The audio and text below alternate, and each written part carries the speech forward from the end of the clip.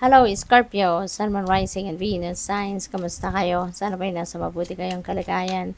Welcome back po sa Star Tarot. Kung bago kayo rito, welcome din po kayo. Please subscribe, like, share my videos, and leave me a comment po kung naka-resonate kayo. Thank you. First message ninyo, nature. Interact with nature in the outdoors, around animals, farmlands, or by the ocean. This will be good for the soul and healing for you. Ayan, so siguro matagal na kayong walang connection man lang sa nature. Baka matagal na kayong hindi man lang nakakapasyal sa labas.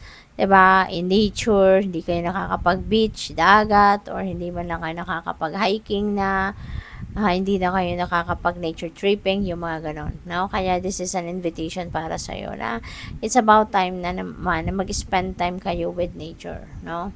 So, what else? We have luck. Wow, a sudden change of luck is likely.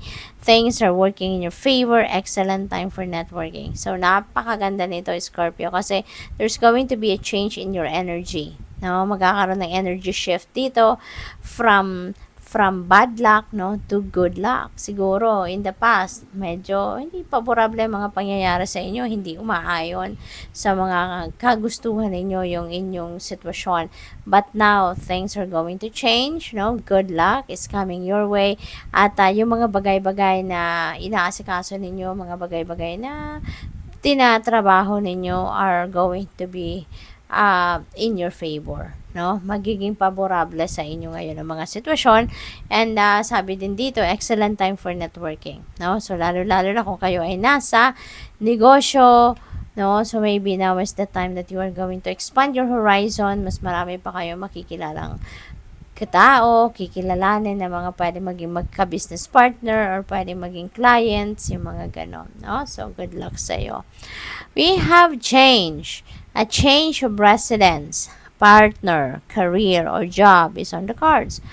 Wow! So, napakalaking pagbabago ito, no? Merong maglilipat ng bahay, a change of place of residence, a change of home, of shelter. Napakalaki, no, ng movement na to. This is massive, no, change. Pagbabago ng partner, no? Pagbabago ng partner sa buhay, 'di ba? Maaring gano'n. Pagbabago ng trabaho or karera. Wow. So, alam mo to mga major areas of life, no? Ang pwedeng magbago sa ngayon, sa buhay ninyo. Kaya malaki ang pagbabago ito. You're restless and in need of change, and that is exactly what is coming your way. So, siguro, yung mga pagbabagong ito din, matagal na din ninyo itong minimithi, no? So, maaaring matagal nyo na itong minamanifest. Kaya, here you go. Change is coming. So, good luck sa'yo. So, tingnan natin kung ano pang mga kaganapan dito for Scorpio. And by the way, maraming salamat muna sa inyo for being here. Maraming salamat po for subscribing. And if you haven't subscribed yet, subscribe na po kayo. And tsaka may join button po sa baba ng video kung gusto po ninyo, kung interesado kayo na mag-join sa membership. I-click nyo lang po yun. Thank you. Star. Wow. So, yung star is new hope. Now, may bagong pag-asa. This is bagong new optimism din na mararamdaman ninyo. At for sure, meron ditong bagong path na magbubukas para sa'yo. The divine universe is opening a new path para sa buhay ninyo, Scorpio. So, kung ano man ito, pwedeng bagong trabaho, diba? Pwedeng bagong relationship, pwedeng, yun, may mga pagbabago, diba? May bagong tahanan, partner, career, or trabaho. So, that is very possible talaga with the star. Kasi, new beginning ito eh. New beginning sa star energy. Meron din ditong wish na pwedeng ma-fulfill ninyo sa ngayon. Mayroon kayong mga heart's desires, no, na mangyayari na ibibigay na, igagrant na sa inyo, kumbaga, ng universe. Kaya, good luck sa'yo. What else? We have 9 of Wands. Ayan, huwag kayong tumigil. Huwag kayong sumuko. Dito, this is the energy of the wounded warrior. Kumbaga, marami na kayong pinagdaanan sa buhay, marami na kayong challenges na pinagtagumpayan.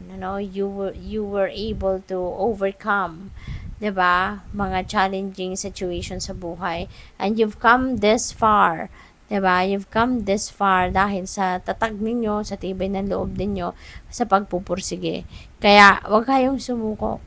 'Diba? Ang layo na ng narating nyo. Layo na ang dami na ng pinagdaanan ninyo para sumuko kayo. No? Sa ganitong, sitwasyon. Okay? Malapit na kayo sa inyong tagumpay. Scorpio, this is 9 of Wands. Ang sunod nito, 10 of Wands.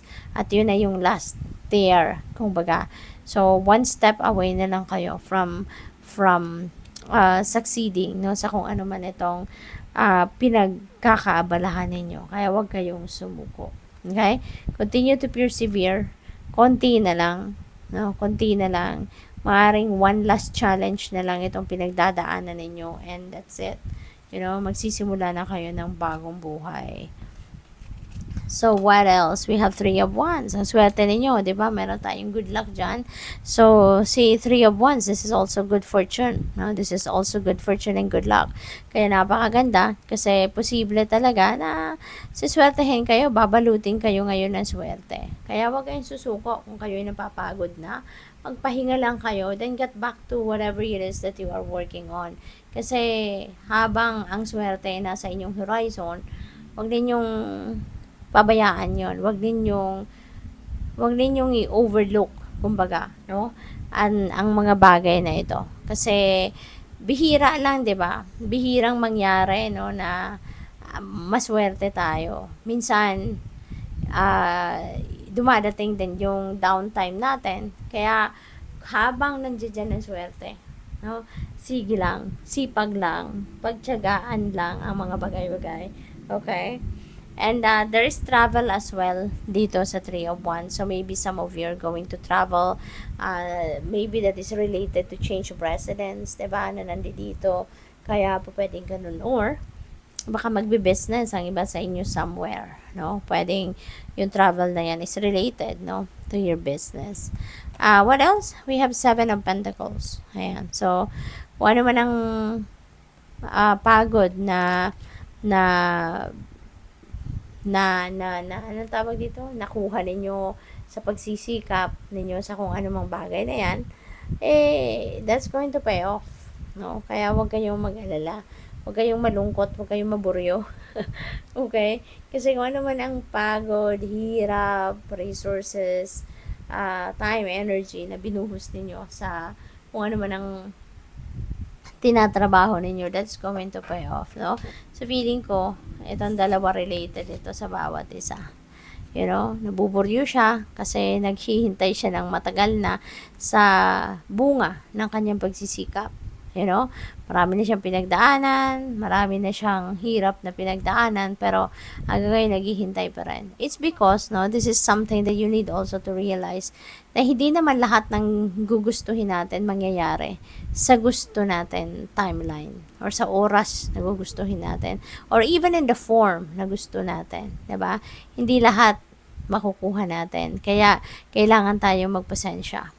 Kailangan matuto tayong maghintay. At ang importante habang tayo naghihintay, marunong tayong makinig, no, sa gabay ng universe. Kasi habang tayo naghihintay, alam ng universe na tayo natutong maghintay, gagabayan ka nun, no? Bibigyan ka ng guidance kung ano na mga dapat na asikasuhin mo. Ano na mga dapat na pagtuunan mo ng pansin while you are waiting. Diba? Kaya matuto tayo makinig sa ating intuition. Okay, Scorpio? So, tingnan natin kung ano pa ang mga kaganapan. We have truth. Ayan, there is a mind-blowing truth. No? Parang binugahan yung puno at talagang lakas ng hangin, di ba? So, this could be a mind-blowing truth. Kung ano man ang impormasyon na dadating sa buhay ninyo ngayon, mababalitaan ninyo, someone is going to divulge a secret siguro or something na hindi ninyo ito inaasahan. Kaya it will be a mind-blowing para sa'yo.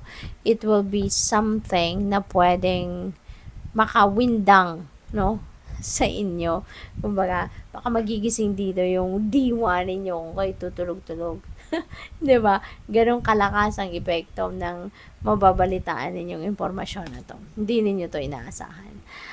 Community. Yan. So, napakaganda. Kasi, in times of need ninyo ng makakatulong sa'yo, ng susuporta sa'yo, ng aagapay sa'yo, meron kang nasasandalan or meron kang masasandalan community of people around you. Pwedeng mga kaibigan mo to, pwedeng mga kapitbahay mo, pwedeng mga kapamilya mo, or katrabaho mo, you know?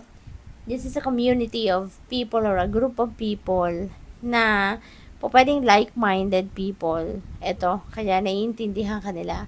Kaya nagigets ka nila or na nasasakyan nila no, kung ano yung ano mo, kung ano yung mga ginagawa mo. Kaya tinutulungan ka nila. So, what else? Freedom. Ayan. So, magiging malaya ka na din. No? Pwede na ang iba sa inyo rito, baka for the longest time, you are restricted. No? You are being restricted. Pwede rin ang iba sa inyo, hindi kayo malayang magdesisyon para sa sarili ninyo. Hindi kayo malayang magdesisyon, para sa kung ano yung kakabuti mo or anong patantatahakin mo. Kasi maybe someone is running your life or someone else is running your life. Pero ngayon, maglalakas ng loob ka na babawiin mo na yung inyong kapangyarihan over yourself. Parang muli, maglalakas ka ng loob na kunin ito at muli maglalakas ng loob ka na ikaw na. You're going to choose your life, no? You're going to choose life in your own terms dito at hindi mo nahahayaan ng iba na sila yung magdidikta sa'yo, no? So, good luck sa'yo. Thank you for watching. Love and light. Namaste.